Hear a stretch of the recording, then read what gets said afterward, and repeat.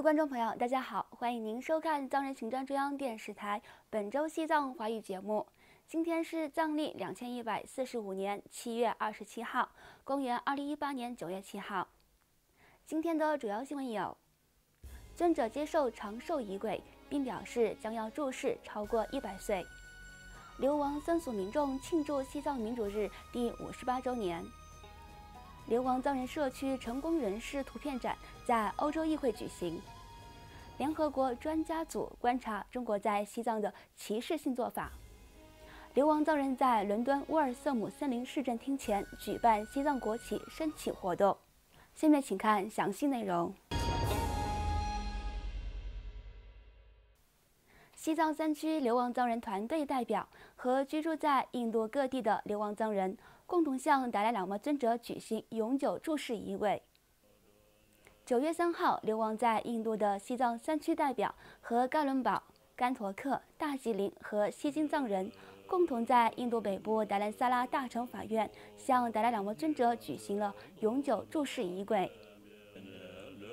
在永久住世仪轨上，达赖喇嘛尊者向民众表示，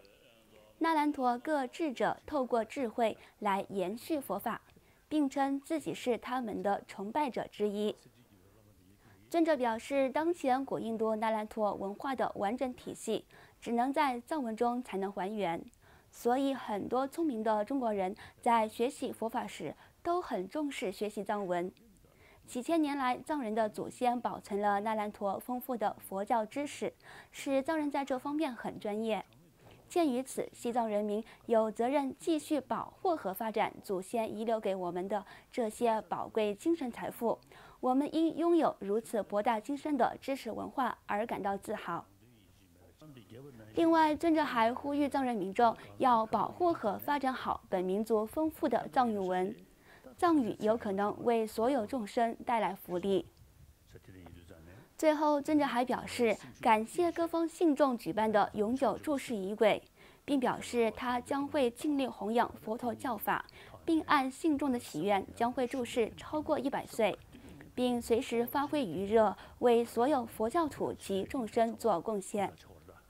另外，9月2号是西藏民主日第58周年的大好日子。藏人行政中央在印度北部达兰萨拉大乘法院举办了官方庆祝仪式。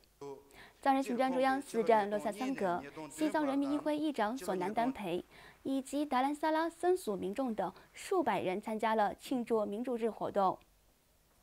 如同往年，今年的与会嘉宾是印度国会下议院议员申瓦尔辛格。司政罗萨桑格代表喀夏发表讲话，回顾西藏精神领袖达赖喇嘛尊者自少年时代便追求民主，流亡印度后带领流亡藏人走向民主之路的过程。司政表示，达赖喇嘛尊者移交其政治权力给民选领导人已有7年多了，这是西藏民主发展进程中的一大亮点，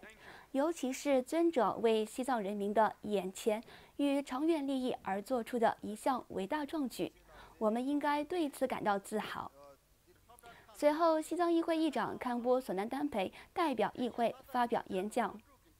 议长表示，过去40多年来，我们坚持按达赖喇嘛尊者的旨意及西藏人民议会所一致通过的藏中互换双赢的中间道路政策，希望并相信以对话解决藏中问题。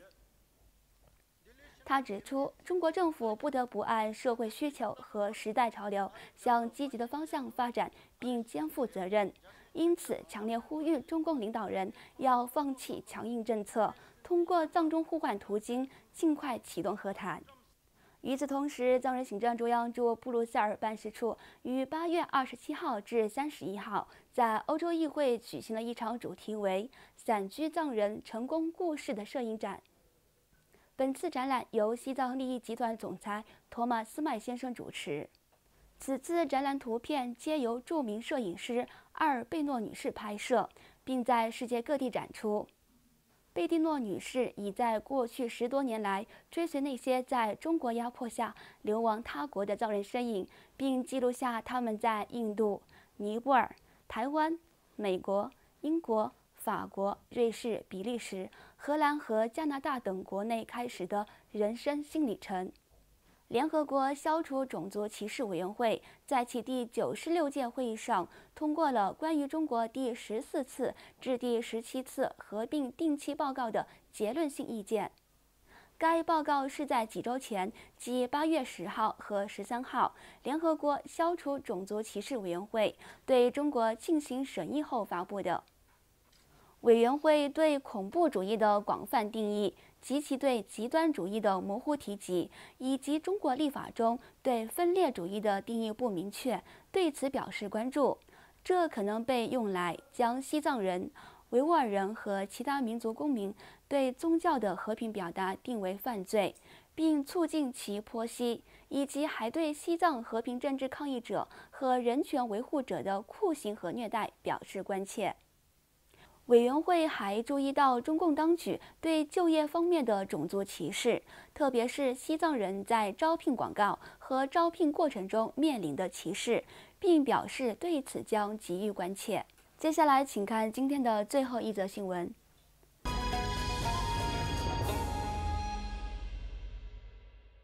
移居海外的近100名流亡藏人和远藏人士聚集在伦敦沃尔瑟姆森林市政厅前，首次举办西藏国旗升旗活动。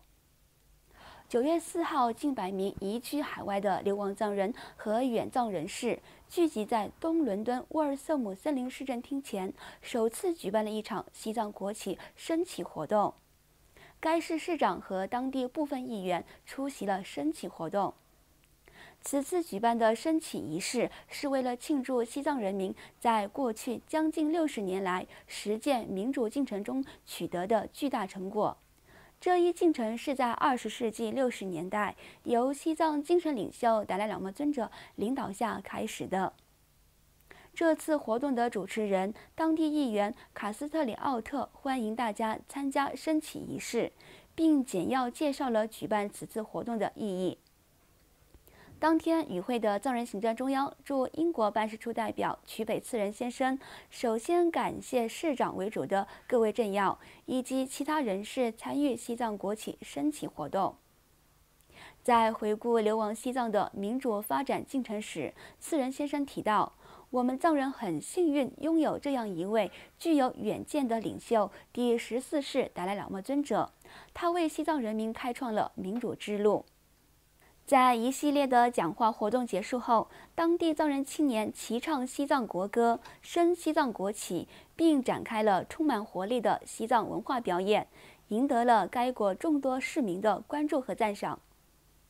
观众朋友，藏人行政中央电视台本周西藏华语节目就到此结束了，感谢您的收看，我们下周同一时间再会，祝你有个愉快的周末。